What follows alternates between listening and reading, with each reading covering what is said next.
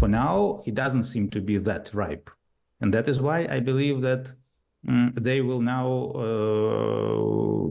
be coming up with some explanations why the meeting with Donald Trump next week is not possible, because it requires more, more preparation. The summit must be thoroughly prepared and blah, blah, blah. And so I think they will be doing whatever it takes to politely walk away from this idea. The White House has said President Trump could be meeting his Russian counterpart, Vladimir Putin, and Ukraine's President Zelensky as early as next week, adding that the Russians have expressed their desire to meet the US president. Donald Trump's press secretary, Caroline Leavitt, said he was pleased with the great progress made during today's meeting between his envoy, Steve Witkoff, and President Putin in Moscow. The US president briefed European leaders on those talks in a call earlier. It's understood the Prime Minister Keir Starmer was also on the call. President Zelensky said it seemed like Russia is more inclined to a ceasefire. He was speaking in his nightly video address. Just on the way from our brigades here in the Sumy region, I was talking with President Trump, and this was a conversation after President Trump's representative, Steve Witkoff, was in Moscow. Our joint position with our partners is absolutely clear. It is absolutely transparent. The war must end, and it must be done honestly. It's very important to do it honestly. On the call were European leaders. I'm grateful to each one for their support. We discussed what was said in Moscow. It seems Russia is now more inclined towards a ceasefire. The pressure on them is working, but the main thing is that they don't deceive us in the details. Not us, nor the United States. Well, in the last few minutes, we've also been hearing from a senior Kremlin advisor on the prospect of those talks. This is Uli Yurashkov. A very useful and constructive conversation took place. If we name the topics, then first of all it is the Ukrainian crisis, and the second topic is the prospects for the possible development of strategic partnership between the Russian Federation and the United States. Well, that was Yuri Yurshakov speaking about what had happened during the talks between Steve Witkoff and President Putin earlier. Well, the announcement of a potential three-way meeting came after the US president imposed an additional 25% tariff on India over its Russian oil imports, taking the total rate to 50%. The executive order said this was necessary because India is directly or indirectly importing Russian Federation oil. Well, let's speak to Boris Bondarev, who is a former Russian diplomat to the UN. He quit in protest at the invasion of Ukraine in 2022. Good evening to you, Boris Bondarev. Good evening. Good to have you with us. What do you make of the prospect of direct talks between President Putin, President Trump, and Vladimir Zelensky? Well, according to what I hear and read from the news, I think it's kind of a mixture of misunderstanding and wishful thinking. And according to Fox News, for example, President Putin told Special Envoy Witkoff that he would like to meet President Trump someday at a certain point, not necessarily tomorrow, not necessarily next week. President Putin has repeatedly said that he would like to meet with Donald Trump to sit together and to sort out all problems and differences. But it means that this moment will arrive only when in Moscow will be sure that President Trump is going to give them whatever they want, that President Trump is ripe. For now, he doesn't seem to be that ripe. And that is why I believe that they will now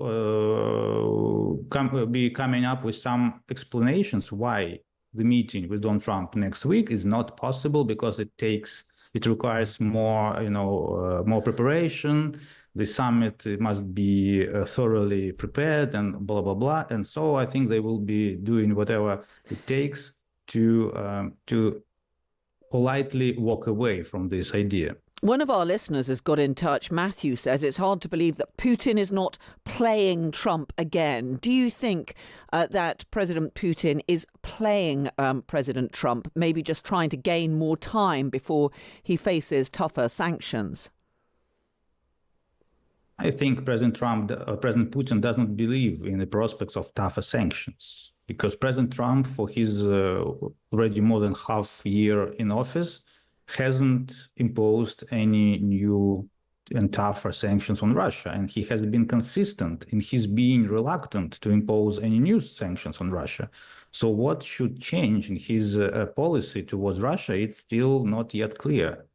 And the very fact that he sends to Moscow Stephen Witkoff, a person who is known to willingly translate Putin's propaganda, in his interview with Tucker Carlson, for instance, is a signal that President Trump still is seeking ways to be friends with Putin, and he doesn't want to escalate any tensions with him. Well, do you think that President Putin is at all serious about wanting a ceasefire or being prepared to agree to a ceasefire in Ukraine? No. Why should he want any ceasefire in Ukraine if he can get more? His armies are advancing forward. He's bombing Ukraine. The production of drones, for instance, Russia is growing. Ukraine is relatively weak and grows weaker. The West grows more and more tired. The fate of arms supplies to Ukraine is, very unclear in the future. So why should he stop his success on the way? He can get more, and he will get more until he is stopped by force, not by, prayers. So if he does meet President Trump next week, what do you think President Putin is going to be saying to the US president, who clearly wants to bring this war in Ukraine to an end? He will tell him what he had told him during all their telephone calls, for instance, that he would like to be friends with US. He would be happy to have business ties and to trade with US as they used to be, but he must have some concessions, like Ukraine, like his exclusive sphere of influence around Russia, all sanctions be lifted, and some other things. And then he may sell Donald Trump his ceasefire. Yeah, but no less. He will not sell Donald Trump his Nobel Peace Prize for anything less. So you think that President Putin could agree to a ceasefire if indeed these talks go ahead next week? Well, it depends on what you offer him for this ceasefire. If you offer him Ukraine, if you offer him to disarm Ukraine, if you offer total withdrawal of Ukrainian troops from temporarily occupied lands, and you lift off all the sanctions, and you sign this new world order where Russia can do whatever it wants in its sphere of influence, including Eastern Europe, then he will be happy to agree. But are you saying that otherwise you believe that President Putin will continue to try to take as much Ukrainian territory as he can? Of course, because it's always more reliable when you take something yourself than you wait for others to give it to you. Boris Bondarev, former Russian diplomat to the UN. It's been great to speak to you this evening. Thank you so much. Thank you for having me. Now, let me just update you. President Trump has been speaking at the White House at the moment. He's there with the chief executive of Apple, Tim Cook, talking about a big investment that Apple is going to be making in the US economy. We're keeping a close eye on all of that, and we'll keep you up to date with any new developments as they happen.